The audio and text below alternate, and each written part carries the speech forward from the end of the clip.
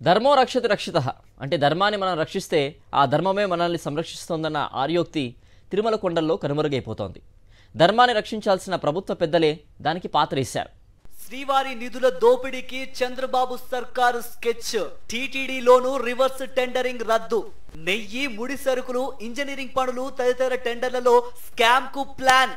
2014-2019 మధ్య చంద్రబాబు ప్రభుత్వంలోని ముఖ్యులు తిరుమల శ్రీ వెంకటేశ్వర స్వామి ఖజానాకు కాంట్రాక్టర్లతో కలిసి దోచేసిన తరహాలోనే మళ్ళీ ఇప్పుడు దోపిడీకి తెరతీశారు.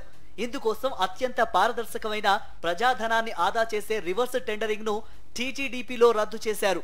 వైఎస్ జగన్మోహన్ రెడ్డి ప్రభుత్వం 2019 ఆగస్టు 16న రాష్ట్రంలో అమల్లోకి తెచ్చిన రివర్స్ టెండరింగ్ విధానాన్ని చంద్రబాబు కూటమి ప్రభుత్వం గత నెల 15న రద్దు చేసింది.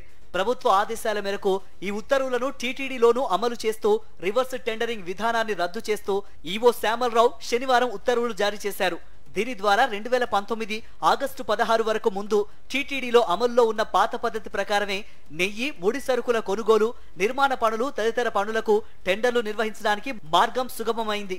అధికంగా కమిషన్లు ఇచ్చే కాంట్రాక్టర్లతో టెండర్లకు ముందే కుమ్మక్కై అంచనా వ్యయాన్ని పెంచేసి ఆపై అధిక ధరలకు కాంట్రాక్టులు అప్పగించడం ద్వారా శ్రీవారి ఖజానాను మళ్లీ దోచేయడానికి స్కెచ్ వేసినట్లు చంద్రబాబు సర్కార్ తాజా చర్యలు చెబుతున్నాయి. రాష్ట్ర విభజన తర్వాత జనసేన, బీజేపీతో కూటమి కట్టి 2014లో ఏపీలో అధికారంలోకి వచ్చారు చంద్రబాబు. అప్పట్లో కాంట్రాక్టర్లతో కుమ్మక్కై టెండర్ల వ్యవస్థను నీరుగార్చి అధిక ధరలకు పనులు అప్పగించడం ద్వారా శ్రీవారి ఖజానా నుంచి వందలాది కోట్లు, ప్రభుత్వ ఖజానా నుంచి 20,000 కోట్ల రూపాయలు ఆ ప్రభుత్వంలోని ముఖ్య నేతలు, పలువురు కాంట్రాక్టర్లు దోచేశారు. 2019 మే 30న సీఎంగా ప్రమాణ స్వీకారం చేసిన వైఎస్ జగన్మోహన్ రెడ్డి ఈ దోపిడీ వ్యవస్థకు తెరదించారు. ఎన్నికల్లో ఇచ్చిన హామీ మేరకు టెండర్ల వ్యవస్థను సంస్కరించారు.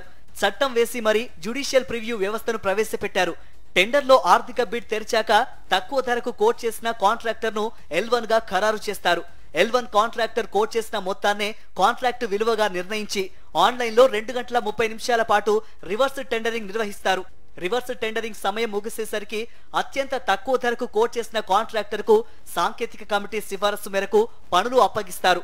2016 ఆగస్టు 16 నుంచి శుక్రవారం వరకు టీటీడీలో ఇదే విధానం ప్రకారం టెండర్లు నిర్వహించారు. టెండర్లో నిర్దేశించిన ప్రమాణాల మేరకు నాణ్యమైన ముడి సరుకులు, స్వచ్ఛమైన నెయ్యిని తక్కువ ధరకే కొనుగోలు చేసి శ్రీవారి ఖజానాను పరిరక్షించారు.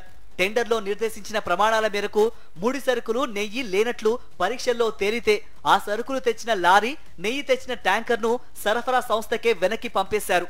తద్వారా అత్యంత నాణ్యమైన ముడి సరుకులు, స్వచ్ఛమైన ముడి సరుకులు, స్వచ్ఛమైన నెయ్యిని కాంట్రాక్టు సంస్థలు టీటీడీకి సరఫరా చేశాయి. అంతకుముందు టీడీపీ ప్రభుత్వం దోపిడీలో భాగంగా అనుసరించిన కాంట్రాక్టర్లకు మొబిలైజేషన్ అడ్వాన్స్ ఇచ్చే నిబంధనను కూడా వైఎస్ జగన్ తొలగించారు. ఇలా రివర్స్ టెండరింగ్ ద్వారా చంద్రబాబు ప్రభుత్వం అనుసరించిన అక్రమాలకు అడ్డుకట్ట వేశారు. 2019-24 మధ్య ప్రభుత్వ ఖజానాకు 7,500 కోట్ల రూపాయలకు పైగా ఆదా చేశారు. శ్రీవారి ఖజానాకు వందలాది కోట్ల రూపాయలు మిగిల్చారు.